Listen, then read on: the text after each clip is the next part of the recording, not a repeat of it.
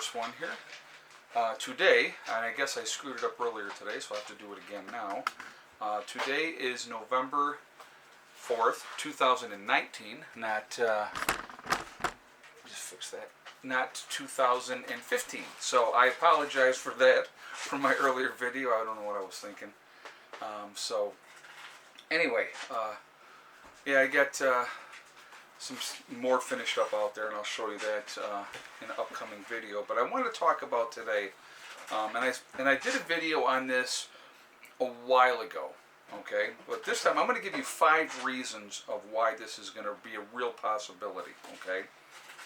So 90% of people will not make it if the power goes out, okay? And I'm going to give you the reasons why. We're going to go over each one, and we're going to talk about them. And I think this is really, really important.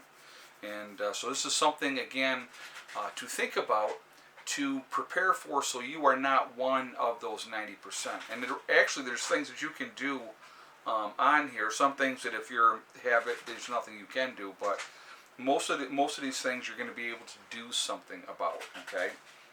So number one we're going to talk about is water, all right? Most people do not have a well that they are using with a bucket to get water, so they are reliant, obviously, on the power grid, okay?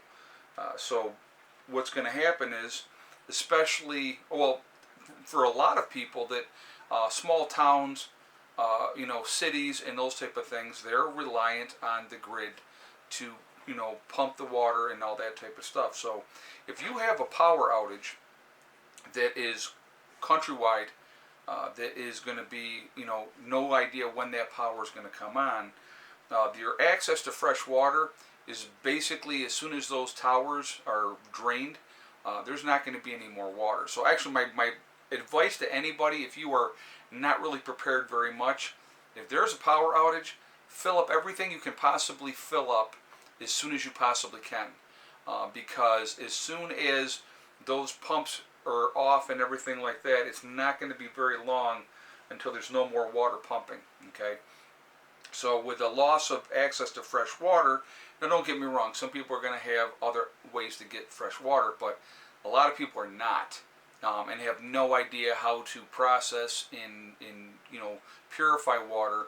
So you're going to have a lot of people are going to die from thirst, because they're just, they're not going to know what to do. They're not going to have access to it. Think about all the people who live in the deserts, okay? And there's a lot of people that live in the desert area of this country.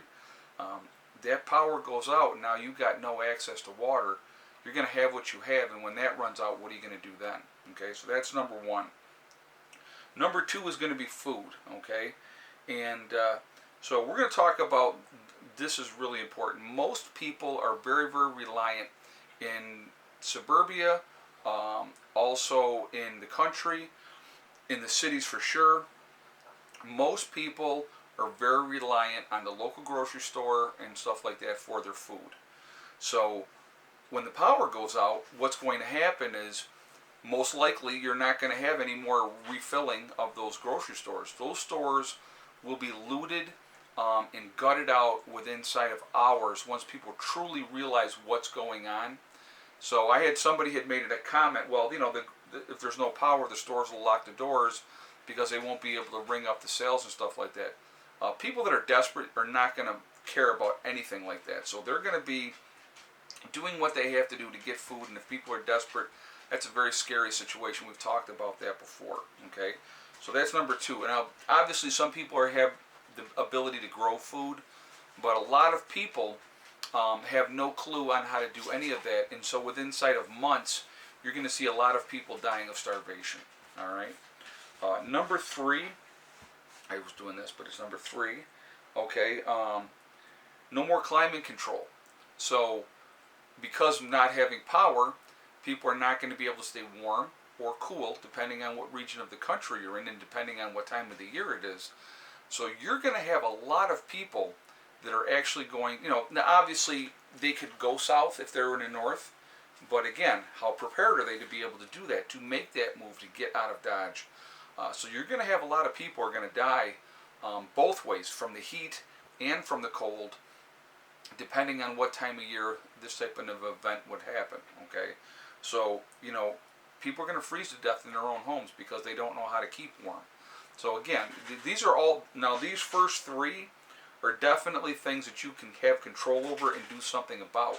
So again, proper planning, having things in place, knowing what you're doing is going to give you that huge advantage over most of the people, because most people are clueless, guys. They really truly are. They have no idea. Now, number 4, this is one that is going to affect a lot more people than people think. Okay, no more modern medicine. Okay, so when you have the pharmaceutical companies cannot make life-saving drugs anymore, this is what I want you to think about. Okay, so we got power outage goes out. Anybody that's getting dialysis, unless they're doing peritoneal dialysis, they're going to be done.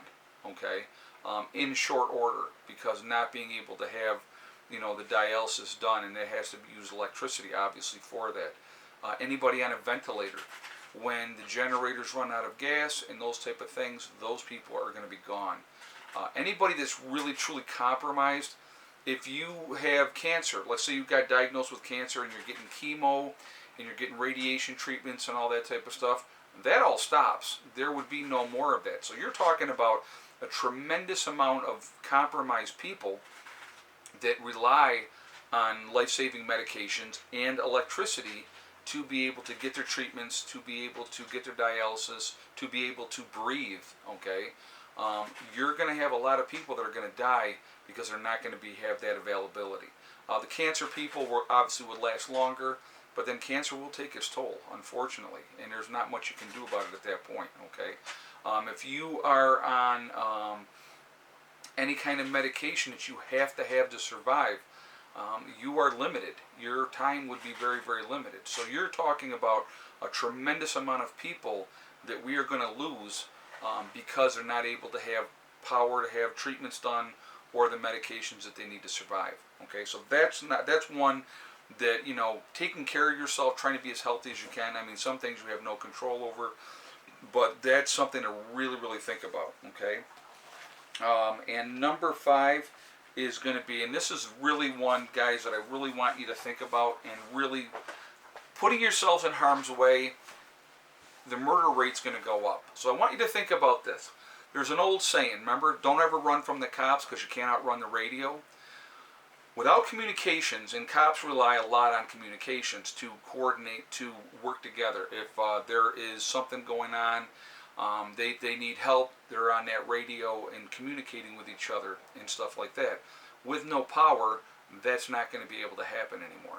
Okay, so you're going to have, and I've talked about this a lot, you're going to have a lot of desperate and scared people that would normally be good people, but because of being desperate and scared, they're going to do desperate measures. So you're going to have, the murder rate is going to go up through the roof. You're going to have people committing crimes that they would never think of committing before to be able to survive. That's why, and I've talked about this before, guys, if you are in the cities, unless you can turn your place into Fort Knox and you can't be burned out, it's going to be a very dangerous situation to be in the cities. Suburbia is not going to be a whole lot better, okay, but at least you're not in the city. And hopefully you have ways to get out. If you can get a bug out location, if you can connect with a group, I strongly advise that you do that and plan to get out as soon as you possibly can. In the country, obviously your biggest threat is going to be your neighbors, but you don't have somebody 2 feet away on both sides and somebody across the street and right behind you. So you have less people that you're going to have to worry about and deal with, but you're still going to have that possibility of violence being initiated and used in that type of event. So it's a very, very real possibility that within inside of 1 year, that 90% of the people will not survive electricity being out. And they basically said if there was a major event, a coronal mass ejection, that or an EMP type of situation, you would be looking at a minimum of 4 years to really get the grid restored so that we had power again. Now think about how many people would be left after 4 years. You're not talking about a great number of people. And so, and here's something else I want you guys to think about. You think, well, there's a lot of people in third world countries that live without power and blah, blah, blah, blah, blah. Yeah.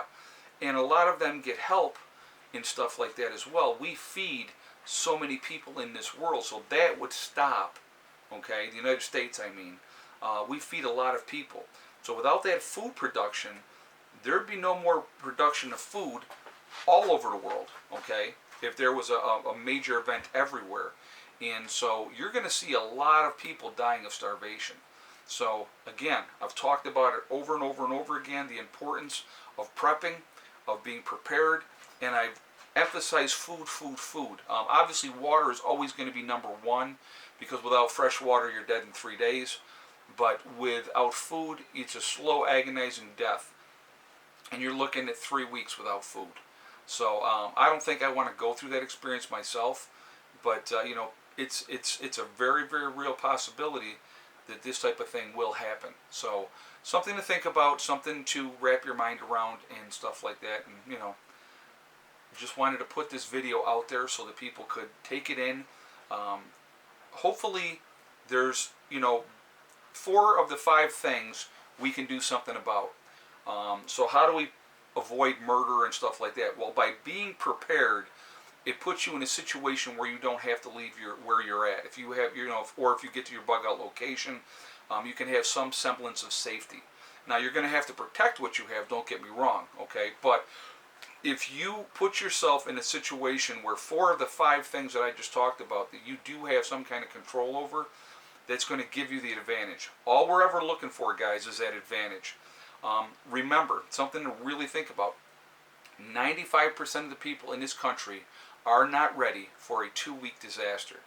Think about how scary that is. So now if something large scale happened, think about how bad things would be really, really fast. You know, we always talk about the 72-hour window. I truly believe as soon as something really truly goes on, if you can get out as soon as you possibly can, it's a smart move to do, especially if you have a bug out location you plan to get to. Again, have different ways to get there. Have different alternative ways to get there. Be it a bicycle, if there's, you know, if there's an EMP type of event, the cars aren't going to be working, or have that pre-1974 car. Those are things you need to think about. And so just wanted to put that out there. You guys can take that information. You can do whatever you want with it. I did want to mention really, really quickly, actually tomorrow, I think what we're going to do, well, tomorrow's Tuesday, so it won't be tomorrow, but it'll be Wednesday. We're going to be talking about Chile in the live stream, and how if something like that happened here, what would happen, and we're going to talk about the effects of what's going on in Chile and stuff like that. So we're going to be talking about that on Wednesday, and I think that'll be a really interesting topic. So that's going to be a live stream on Wednesday at 8 o'clock Eastern Standard Time. I also wanted to mention really quickly, right now we do have a sale going on my website, Freeze Dried Foods. If you are interested in getting long-term food storage, now is the time to take advantage of that. We're doing 15% off of the 60 meal buckets, and there's like 4 choices for the 60 meal buckets. The 120 meal, which is 2 buckets, that is 20% off. And the 183 sample pack, which is 3 buckets, that is 25% off right now. So if you are interested, go to preppernurse1.com, click on the legacy food, and it'll all come up there, and place your order if you're interested, okay? If you are not subscribed to the channel and you like what we're doing here and you like the content we're putting out, please like, comment, subscribe. Make sure you hit that bell icon so you get all notifications, all right? So anyway, guys, remember, we are all in this together. That is important to remember. Also remember to hug and kiss the ones you love. Tell them every single day. Tomorrow is not guaranteed. We never know what's going to happen in life, so it's really important to tell the people that you care about every single day how you feel. Also remember, guys, STD. It's one step at a time, one thing at a time, and one day at a time. Whatever you're trying to do, whatever you're trying to accomplish, you can do it. The only person that can stop you from getting there is you. Nobody else can stop you. So that's important to remember as well. I did want to mention also, today we got 7 eggs from the chickens today. So definitely getting back to normal. They're settling down. The last 2 days it was only 2 eggs apiece each day. With the new birds coming in, and so everybody seems to be settling down pretty good, and we ended up with 7 eggs today. All right, I will talk to you all later. Have a great day. Prepper Nurse 1 out for now, and it's 2019. I do know that. All right, I'll see you.